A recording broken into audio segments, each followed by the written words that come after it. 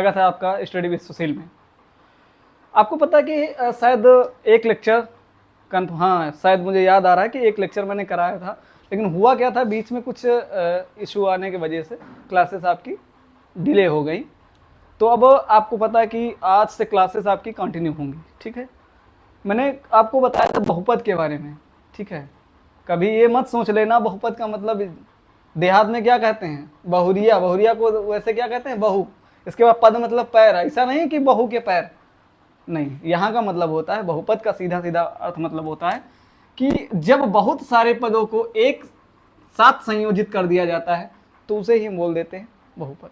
ठीक है, जैसे अगर ये है तो अकेला है तो इसको बहुपद नहीं कहेंगे। जैसे इसके साथ जुड़ गए, ठीक है, वाई जेड ऐसे करके जब जुड़ जाते हैं तो एक जब एक देख रहे होंगे एक से अधिक पद हो गए, इसलिए बहुपद कहे। बात आई कि बहुपद में भी कैटेगरीज बांटी दी गई हैं, तो कैटेगरीज कौन सी हैं पहले देख लेते हैं।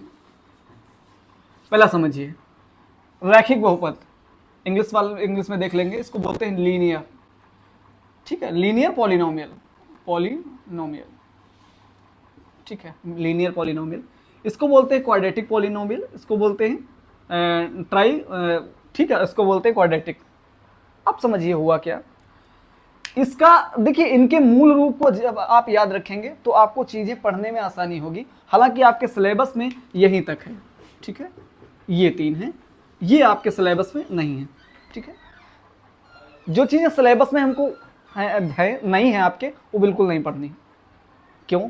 क्योंकि जब ओवरलोड आप पढ़ेंगे तो आप खुद बैलेंस नहीं कर पाएंगे और आप फिर चीजें गड़बड़ होने लगेगी। मैं नहीं चाहता हूं कि आपकी चीजें गड़बड़ हो। ठीक है, हाँ चलिए देखते हैं। अब ये आपका हो गया।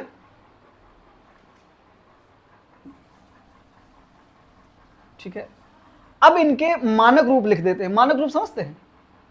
जैसे राक्षसों का एक अपना रूप होता था, बढ़िया देखने पे एकदम नाक लंबी सी, दांत बाहर निकले हुए, तो उनका एक रूप था। जैसे ही अगर हम वैसा आज भी नियम है कि हम कोई देखते हैं किसी को तो हमें याद आ जाती है अरे ये राक्षस जैसा है। तो मतलब रूप, इसका मतलब हम अपने दिमाग में माइंड सेट करके रखें कि इसके बाल लंबे होंगे, दांत निकले होंगे, अजीब सा भयावह चेहरा होगा, वो राक्षस होगा। तो वो आपने जो मान लिया उसे बोलते हैं मानक रूप, मानक रूप। तो ठीक है, उसी प्रकार हमने रैखिक बहुपद का मानक रूप, ताकि उसके जैसा जैसे ही हमको दिखे तो हम उसको क्या मान लें, रैखिक बहुपद। कैसे समझिएगा, ax प्लस बी। ठीक है, फिर आता है द्विघात बहुपद। द्विघात में ax square plus bx plus c। ठीक है, फिर आता है त्रिघात में ax cube plus bx square plus c x plus d। फिर आता है चतुर्घात में ax की पावर 4 प्लस bx की power 3 plus cx square plus dx plus e। ठीक है, ये हो गया आपका क्वाड्रेंट।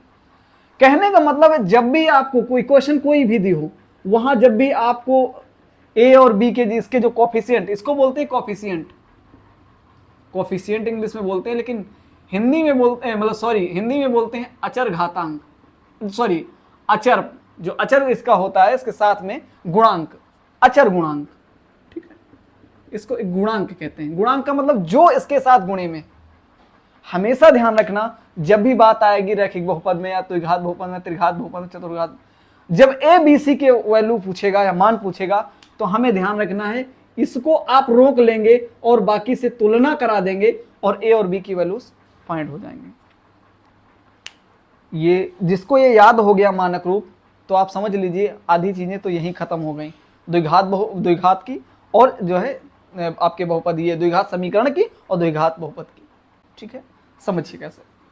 अभी आपको दे दे, अच्छा यहां देख रहे हैं, ध्यान देने वाली बात है कि यहां चर क्या, एक चर, ये सब कैसे हैं, एक चर वाले बहुपद।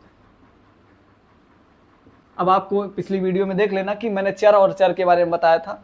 तो इसमें एक चर का मतलब x ही x सारे जो है, अगर x दिख रहा है इसमें कहीं दूसरा कोई चर नहीं है। ठीक है, अच्छा क्वेश्चन पूछता कैसे, 9th में था, अब तो एक क्लास 10th की है तो इसलिए 9th में आपको बताया गया, पूछा जाता था ax प्लस by, ये आपको मानक रूप दिया रहता। फिर कहा जाता था 3x प्लस 4 में a और b, a b का मान ज्ञात कीजिए, a b का मान कब, जब मानक रूप क्या हो, ax प्लस बी हो। ठीक है, तब हम क्या करते थे, तुरंत इसको इसके नीचे रखते थे, ax प्लस बी, तो b बराबर कितना होगा 4, a बराबर कितना हो गया 3, ऐसे करके कंपेयर कर लेते थे। अच्छा, ये मैं क्यों बता रहा हूं बेटा, ध्यान दीजिए, अभी जैसे या अभी आपको जैसे ही आप आगे पहुंचेंगे तो वहां आपको क्या करने को आएगा, वहां इसके मूल निकालने को आएंगे, मूल निकालने में ये सब चीजें आपके काम आएंगी। ठीक है, यहां तक आपने समझ लिया।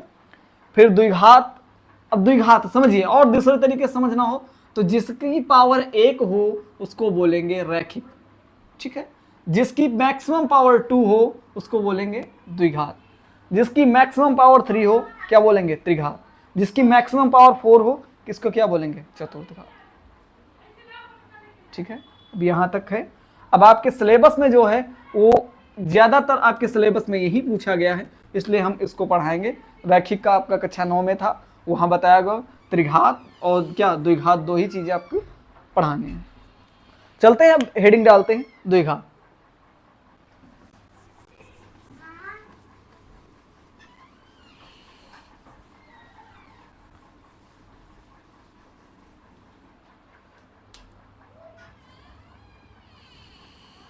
द्विघात बहुपद। ठीक है, द्विघात बहुपद, द्विघात बहुपद को जैसे ही आप देखेंगे इसका मतलब आपके दिमाग में तुरंत आ जाना चाहिए ax² plus bx plus c बराबर, सॉरी अभी हम बराबर 0 लिखने जा रहे थे, लेकिन बेटा ध्यान दीजिएगा ये 0 यहां नहीं रहेगा। जैसे इसके बराबर में 0 आ जाता है इसका ठीक मतलब हो जाता है कि ये किसमें कन्वर्ट हो गई, समीकरण में। अब ये बहुपद नहीं रहा, अब ये समीकरण में बदल गया। ठीक है, समीकरण में बदलना, लेकिन यहां समीकरण की बात नहीं हो रही तो इसको हम क्या करेंगे, हटा देंगे। अब आते हैं यदि इसके मूल, ठीक है, इसको इंग्लिश में बोलते हैं रूट, क्या बोलते हैं, रूट। ठीक है, रूट अल्फा कामा बीटा, अल्फा कामा बीटा है, तब अल्फा कामा बीटा है, तब क्या चीजें होती हैं कि एक आपको बता दें कि ध्यान रखिएगा, अल्फा प्लस बीटा बराबर माइनस बी अपान ए। ठीक है, फिर आता है अल्फा इंटू बीटा बराबर सी अपान ए। बेटा अब ध्यान में आ रहा होगा कि जब मैंने आपको बताया था कि अल्फा प्लस बीटा, अब बी अपान ए कहां से आया, बी अपान ए यहीं से आया है। ठीक है, अल्फा इंटू बीटा सी अपान ए यहीं से निकल कर आया। ठीक है, यहां तक आपके समझ में आ गया होगा। अब चलते हैं कि कोई कैसे क्वेश्चन पूछता है उसके बारे में चर्चा कर लेते हैं। ठीक है, अब वो देगा कैसे, कि दे देगा पहला क्वेश्चन नमूना नंबर 1, नमूना। ठीक है, नमूना नंबर 1 ले लेते हैं। नमूना नंबर 1 कहेगा कि आपसे वो क्वेश्चन है कि निम्नलिखित, नहीं नीचे लिखे, सॉरी नीचे मूलों का योग तथा मूलों का गुणनफल ज्ञात कीजिए। ठीक है, कैसे ज्ञात करना है, पहला क्वेश्चन आपका दिया होगा, पहला दिया होगा 3x² प्लस 4x प्लस 8। ठीक है, इसका आपसे क्या पूछेगा, कहेगा मूलों का योग और मूलों का, अब मूल है क्या, मूल अल्फा और बीटा है, क्या है अल्फा और बीटा, जो कि हमको पता नहीं है, अल्फा और बीटा है। योग पूछ रहा है, इसका मतलब ये पूछ रहा है। तो अब यहां क्या पूछा, अल्फा प्लस बीटा पूछा है एक बार में। ठीक है, और क्या पूछा, अल्फा इंटू बीटा। अब अल्फा में प्लस बीटा बराबर क्या हमने ऊपर पढ़ा है, माइनस बी अपान ए, और अल्फा इंटू बीटा सी अपान ए। अब ध्यान दीजिए, अब चीजें आपके दिमाग में आनी चाहिए कहीं ना कहीं। अब बी और ए तो से काम चलने वाला ना है, अब हमको किसके पास जाना पड़ेगा, मानक महोदय के पास। जो दादाजी बैठे हुए हैं, दादाजी से मदद लेनी पड़ेगी। क्यों? अगर किसी के वंश की बात जाननी हो, अगर उसका दादाजी उसके जिंदा हैं, तो आप उसकी डीएनए की जांच करवा लीजिए, आगे के वंश तक पता चल जाएगा। ठीक है, तो इसलिए हम चलते हैं दादाजी के पास और इनको उतार कर नीचे लाते हैं। उतार कर लाने क्यों? क्योंकि इनकी तुलना करानी है, क्योंकि इनको बैठा के यहाँ पूछना है भाई कैसे कैसे क्या है, तो इनको लेके आए। और लेके आए तो हमने क्या लिख दिया यहाँ पे, तुलना करने पर। तुलना करने पर इसका सीधा सीधा अर्थ हो जाता है कि कंपेयरिंग, इंग्लिश में बोलते हैं कंपेयरिंग। ठीक है, कंपेयरिंग। थोड़ा इंग्लिश में मीनिंग गलत हो जाए, संभाल लेना, क्योंकि थोड़ा इंग्लिश में हमारा हाथ तंग है। क्या करेंगे? ax² plus bx plus c। ध्यान में आना चाहिए मैंने क्या कहा था, ये समझ लीजिए। ठीक है, तुलना इनसे होगी, समझ रहे हो ना? तुलना इनसे होगी। भाभी जी हैं, ठीक है, तो भाभी की मैटर थोड़ा बहुत हंसी मजाक किससे, देवर से चल जाएगा, लेकिन जेठ से नहीं चलेगा। इसलिए ये क्या है, ये जेठ हैं, इनकी तरफ मुड़ के देखना नहीं, ये जहां बैठे इनको वैसे बैठने दो, साइड से निकल जाओ। अब साइड से निकलने पर ए की जगह पे मैंने देखा कि क्या बैठा है, 3। फिर बी की जगह कौन बैठा है, 4। सी की जगह कौन बैठा है, लिख लेंगे। क्या लिखेंगे? ए बराबर 3, बी बराबर 4 और सी बराबर 8। गौर करिएगा। अब इन्हीं चीजों को यहां रख देना है। रखने के बाद क्या होगा, आपका बी की वैल्यू है 4, तो यहां रखेंगे -4। ठीक है, क्योंकि माइनस लगा था इसलिए लगा दिया, बाकी हमने इसमें कुछ नहीं किया है। ए की वैल्यू है 3। ठीक है, अब यहां देख लेंगे, सी बराबर है 8 और ए बराबर कितना है, 3। ये आपकी वैल्यू आ गई। ठीक है, और आपका एक आंसर आ गया। ठीक है, अब आप लोगों से रिक्वेस्ट है कि अब आप एक क्वेश्चन दे रहे हैं, 2 क्वेश्चन दे रहे हैं, ये आप लोगों को करना है। ठीक है, सेकंड क्वेश्चन है x² प्लस 5x प्लस 6 के क्या है, योग, मूलों का योग और गुणनफल। ठीक है, दोनों बताने हैं। ये नोट कर लीजिए। तीसरा है 4x² प्लस 2x प्लस 9। ये इसका भी करना। ये 2 क्वेश्चन आपको होमवर्क में दे रहे हैं। ठीक है, ये आपको होमवर्क। अब जिसकी भी समझ में ना आया हो, मैं रिक्वेस्ट करूंगा कि इन क्वेश्चनों को लगाने से पहले एक बार इन चीजों को फिर से रिवाइज कर ले, चीजें समझ में आ जाएंगी। ठीक है, कहते हैं ना कि एक बार में अगर नहीं आता तो मैथ्स कहती है कि आप मुझे जितना रगड़ेंगे मैं आपको उतना ही चमका दूंगा। ठीक है, आपको पता है कि जब कपड़े देखिए धोने के लिए, अब अगर आप ऐसे भिगोए और निकाल लिए तो नहीं धुलेंगे, फिर क्या, उसको रगड़ना पड़ता है। ठीक है, तो यहां पर भी आपको रगड़ना पड़ेगा। जब रगड़ेंगे तभी चीजें हो जाएंगी। मैथ में कम से कम मैं ये नहीं कह रहा हूं कि मैथ में एक क्वेश्चन ना समझ में आए उसको आप ज्यादा नहीं कह रहे हैं, 4 बार लगाइए उस क्वेश्चन को, मैं गारंटी देता हूं कि आपके समझ में आ जाएगा। इसको रिवाइज करना है एक बार, फिर रिवाइज करने के बाद इसको लगाना। नहीं लग पाए तो मैं आपको नंबर दे दूंगा। ठीक है, उस नंबर पे आप कांटेक्ट कर सकते हैं, कांटेक्ट नहीं सॉरी, वो आपका टेलीग्राम ग्रुप है, उस पे जो है स्टडी विद सुशील का ही होगा टेलीग्राम, उसको अभी बता देंगे, मेंशन कर देंगे, उस पर आपको क्वेश्चन पूछ लेना है, वहां से आपको आंसर विदिन 15 मिनट्स आपको रिप्लाई आ जाएगा। ठीक है, ये हो गया।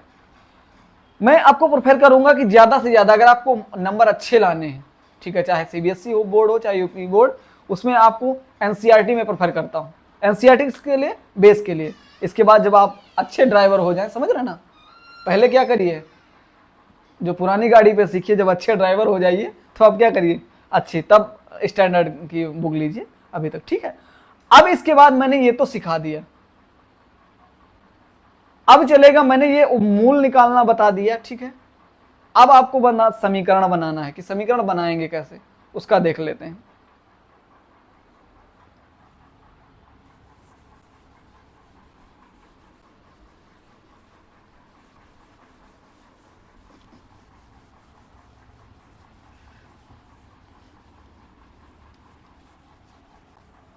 चलिए,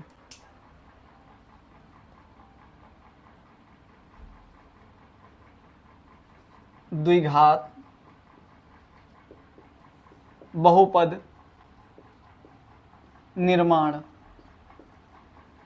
निर्माण का मतलब होता है इसको कैसे बिल्ड करेंगे, ठीक है।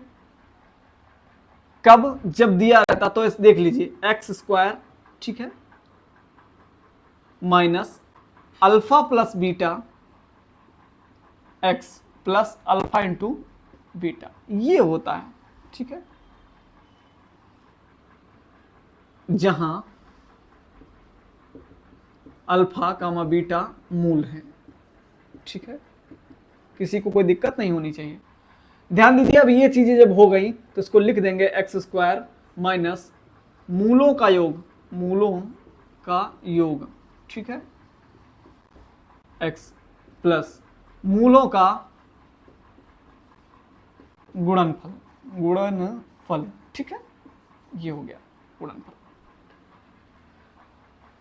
अब ये चीजें, ये आपका हो गया, ठीक है। चीज मैंने लिखी वही है, बट होता क्या है कभी कभी एग्जाम में क्या करता है, अल्फा बीटा ना देकर उसने दे दिया a1 और a2 है मूल, तब के लिए मैं बता रहा हूं कि वहां मूल जो दिए हैं उनको क्या कर लेना है, सम कर लेना, यहां मल्टीप्लाई कर लेना है, उसको फॉर्म कर देना, आंसर आ जाएगा, ठीक है। एक क्वेश्चन ले लेते हैं, इसके बाद चलते हैं नमूना नंबर 2।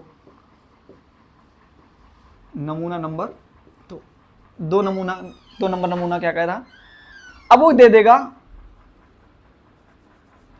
द्विघात घात बहुपद,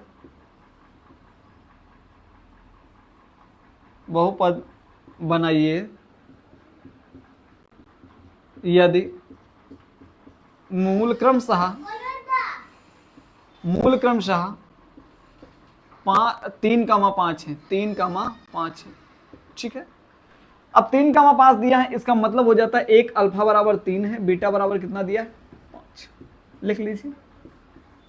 अब इसको लिख लीजिए, अतः x square minus alpha plus beta x plus alpha into beta, ठीक है, एक्स स्क्वायर माइनस, अब अल्फा प्लस बीटा, तो अल्फा की जगह मैंने क्या लिया है 3, यहाँ क्या ले लिया है 5, एक्स प्लस 3 इंटू 5, 3 इंटू 5 यानी कि कितना आ गया 15, 8x माइनस एक्स स्क्वायर, यानी कि आपका क्या बना, ये बन गया, ये आपका आ गया x square minus 8x plus 15, यही आपका एक तो ये हो गया। कभी अब मुझे याद आ रहा है कि आपकी कक्षा 10 की बुक में एक बार मैं पढ़ा रहा था, तो मुझे लगा कि बुक में दिया है अल्फा और बीटा दिया, लेकिन वहां दिया था मूलों का योग, मूलों का योग ऐसे करके दिया था, मूलों का योग -4 है तथा मूलों का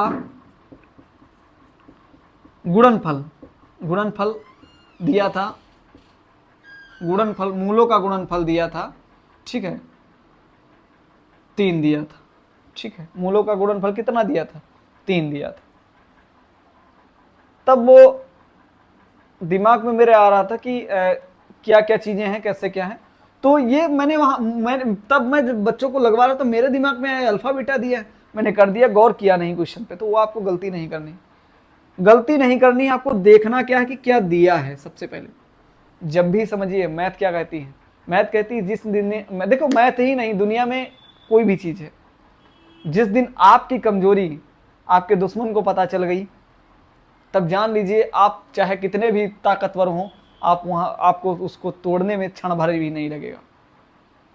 इसलिए जितना हो सके अपनी कमजोरियों को छिपाइए, ठीक है। तो क्वेश्चन क्या करेगा, जब एग्जाम में क्वेश्चन आता है तो क्वेश्चन बहुत तरीके से अपने को छिपाने की कोशिश करता है कि अगर इसने यहां से पकड़ लिया तो मुझे तोड़ देगा। वो छिपाता है तो उसके छिपाने पर भी हमको कितना भी छिपाए लेकिन हमको ढूंढ लेना है। तो हमें क्या करना है, फिर वहीं करा देंगे, हल लिख देंगे हल। अब देखिए तो क्या बोला, x square plus alpha plus beta, sorry minus alpha plus beta x plus alpha into beta, याद आ रहा होगा। तो x square minus alpha plus beta बराबर कितना दिया है -4 रख देंगे, क्योंकि इस अल्फा प्लस बीटा का योग दे दिया ना, प्लस अल्फा इंटू बीटा दिया है 3, तो आपका आ जाएगा x square minus minus plus 4x plus 3, ठीक है, ये आपका आ गया। आशा है कि आपकी ये समझ में आया होगा, ठीक है। अब इसके बाद चलते हैं कि अगर कोई समीकरण दी हो तो उससे मूल को अलग अलग कैसे करते हैं। ठीक है, मैंने कितने कॉन्सेप्ट दिए। पहला कॉन्सेप्ट आपको दिया कि अगर कोई इक्वेशन दी है तो उसमें मूलों का योग और मूलों का गुणनफल निकालते कैसे हैं। फिर मैंने दिया कि अगर मूल दिए हों तो वो उस इक्वेशन को लाते कैसे हैं। अब चलेंगे, ये तो विधि हो गई, लेकिन अब इक्वेशन अगर दी है तो मूलों को इक्वेशन से कैसे सॉरी इक्वेशन नहीं, सॉरी इक्वेशन बोल गया, पॉलिनोमियल, अगर क्वाड्रेटिक पॉलिनोमियल दिया है, मतलब द्विघात बहुपद दिया है, तो द्विघात बहुपद से मूल को कैसे निकालेंगे। ठीक है, चलते हैं आगे देखते हैं। अगर मैं तेजी से पढ़ा रहा हूं तो माफी चाह रहा हूं कि आप लोग एक बार इसको स्लो मोशन में करके देख लेना, इसमें ऑप्शन दिया रहता है। ठीक है, चलिए, मुझे टेक्निकली इतना पता नहीं है, बट मुझे इतना पता है कि हाँ होता है, क्योंकि मैंने भी क्लासेस की हैं। ठीक है, तो चीज़ें होता है कि थोड़ा बहुत पता है। चलिए अब देखते हैं, अब आएगा ये कॉन्सेप्ट, जिसके भी समझ में आ जाए आप समझ लेना कि आप बाहुबली हो गए।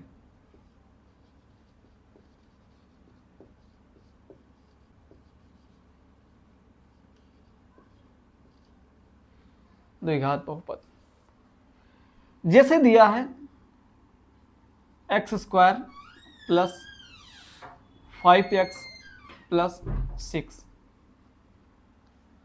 अब कहेगा भैया इसके मूल निकाल के हमको बताओ। बताइए। ठीक है, ये समझ लीजिए कि इस कॉन्सेप्ट को समझना बहुत जरूरी है, क्योंकि लेकिन जिसके भी समझ में इससे पहले वाला आ गया होगा तो इसको समझने में कोई बहुत देर ना लगने वाली है। समझिए कैसे। X square plus 5x plus 6, अभी आपने देखा क्या क्या फॉर्मिंग होती थी उसकी, x square minus alpha plus beta x plus alpha into beta. एक चीज तो समझ में आ रही है कि 5 को ऐसे तोड़ना है आपको। कैसे तोड़ना है?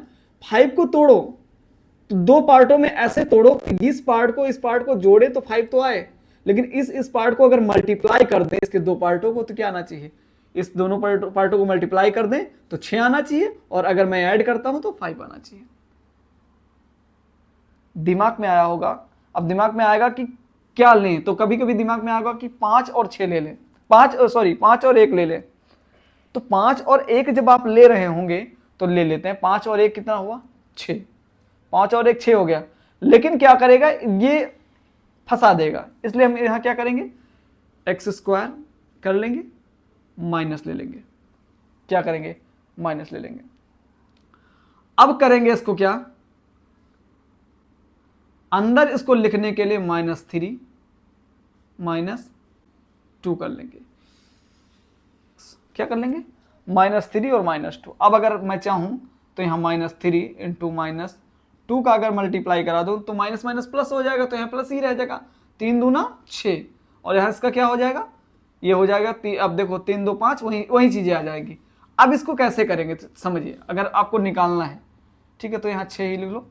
अब इसको जब करेंगे तो एक्स स्क्वायर, ये एक्स है, देखो माइनस माइनस क्या हो जाएगा, प्लस। 3 है, एक्स से मल्टीप्लाई होगा तो यहाँ जाएगा 3x। ठीक है, अब देखते हैं माइनस माइनस प्लस, फिर क्या है 2 बैठा है इसलिए क्या हो जाएगा 2x प्लस 6। अब जरा देखो, तो यहां से कॉमन लेंगे, तो यहां से कॉमन लेंगे तो x यहाँ स्क्वायर है, यहाँ x है, इसलिए कॉमन यहाँ आ जाएगा, ये हो जाएगा प्लस 2, यहां से कॉमन लेंगे x प्लस 3। ठीक है, दो एक जैसे दिख रहे हैं, इनको निकाल लो बाहर। ठीक है, x प्लस 3, ये क्या है, x प्लस 2। ठीक है, अब ये निकल के आ गया। इसका मतलब सीधा सीधा सा अर्थ होता है कि इसका एक मूल जो आएगा वो क्या आएगा, -3, और एक दूसरा मूल जो आएगा वो क्या आएगा, x बराबर -2। ठीक है, ये चीजें हुई। अब आते हैं एक दूसरा एक मेथड समझ लीजिए, अगर इस मेथड से समझ में ना आया हो तो। अब यही देखिए, करना क्या है, ax square plus bx plus c के फॉर्म में अगर मैं लिखूं तो ध्यान दीजिएगा, a और c का गुणा करना है। क्या करना है? मल्टीप्लाई करना है, फिर उसका निकाल लेना है। ठीक है, अब करेंगे तो 6 कम 6, 6 किया, इसको 2 से डिवाइड किया, कितना है 3, फिर 3 से तो 1। अब देखो क्या मिला 2 और 3। अब देख रहे हो कि 2 और 3 को अगर ऐड मैं कर ले रहा हूं तो इसका कितना आ जाएगा 5। अगर 2 और 3 को मल्टीप्लाई कर ले रहा हूं तो कितना आ गया 6। कितना आ गया 6 आ जाएगा। सीधा सीधा सा समझ में आ गया कि यहां से चीजें आसान हो गई और इसको हम ऐसे लिख सकते हैं x² plus 3x plus 2x plus 6, यहां से x कॉमन लेंगे x प्लस 3, ठीक है, प्लस 2 कॉमन लेंगे x प्लस 3, ठीक है, बोथ में कॉमन ये तो x प्लस 3 और x प्लस 2।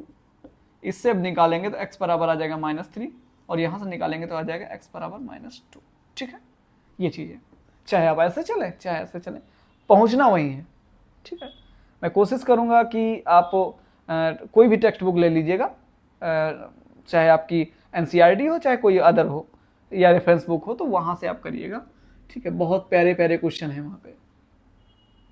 बेटा मैं अब अगर यहाँ क्वेश्चन कराने लगूंगा तो चीज़ें नहीं हो पाएंगी, हालांकि कराऊंगा ऐसा नहीं है, लेकिन कंटेंट जब आप तक पहुँच जाए सारा तब क्वेश्चन कराने में मज़ा आता है, ठीक है। तो इतना समझ में आ, दो या एक आध और क्वेश्चन ले रहे हैं, ठीक है। इसके बाद हम इसको रोकेंगे, फिर आपका जो है त्रिघात बहुपद है उस पर चलेंगे, ठीक है।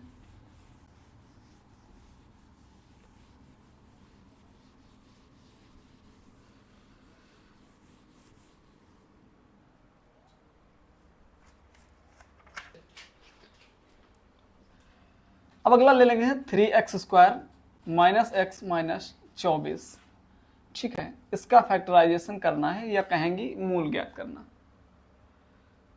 अब आप लोगों के दिमाग में आ रहा होगा कि ये क्या, अब तो मतलब दूसरे टाइप के क्वेश्चन, ये टाइप 2 कहेंगे इसको,